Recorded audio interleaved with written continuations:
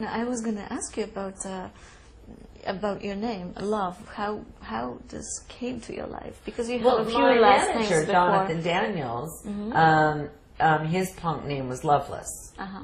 And mine was going to be Loveless too, like Miss Havisham or Ophelia or Blanche Dubois or something like tragique. You know, I didn't want to be a Heathcliff, but people had, you know, punk names: Joe Strummer, Dick Rude, Pat Smear. And the reason that Pat ended up in Nirvana and is now in the Foo Fighters is because he was my first friend in LA. And like me, he doesn't know how to drive, doesn't have a clue. And I lived in LA for 20 years not knowing how to drive. That will get you.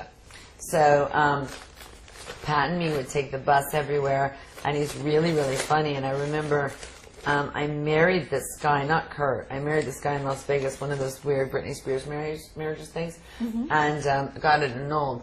And they were working at the SST Superstore, and Kurt was just like, "Oh man, you know, I fucking hate these guys, and you know, I have to do everything." And I'm like, "Well, I know someone. They're not the greatest guitar player in the world, but they're the funniest person in the world," and which he is.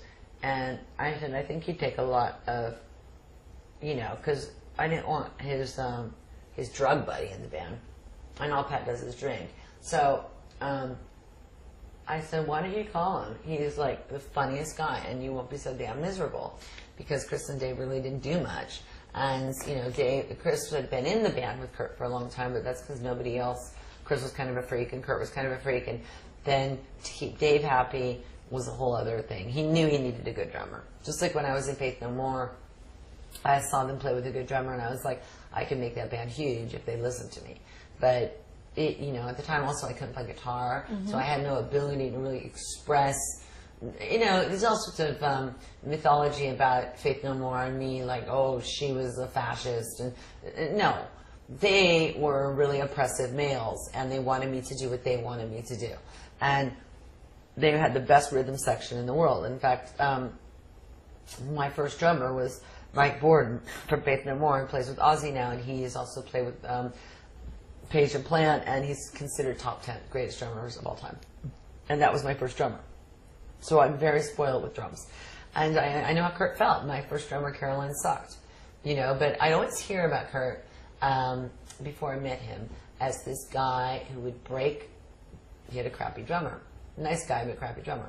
He'd break all his drums, but they had no money.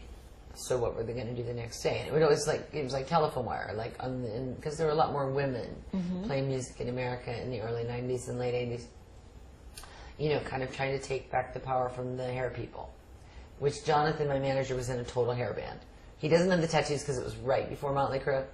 So the grunge, if you will, thing was actually like 20 years of college radio rock in the making, and Kurt just happened to have practiced long enough, be the right guy in the right place. And I remember sitting with Kat Bjelland from Babes in Toyland, who you may or may not know who she is, but she's not well. You know, she's really, really sick. And some people have New York is a great example of some people who don't make it who don't succeed at a certain age have a way of dealing with it that's very graceful.